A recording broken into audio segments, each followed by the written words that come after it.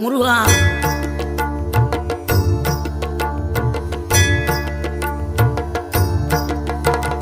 ஆறுபடை வீடும் அருள் வழங்கும் முருகா, அருகே நீ ஓடோடிவா. மூவிரண்டு முகம் சொலிக்க ஆறிரண்டு கரங்களுடன் ஆதரவு தர ஓடிவா. ஆறுபடை வீடும் அருள் வழங்கும் முருகா, அருகே நீ ஓடோடிவா. மூவிரண்டு முகம் சொலிக்க ஆறிரண்டு கரங்களுடன் ஆதரவு தர ஓடிவா.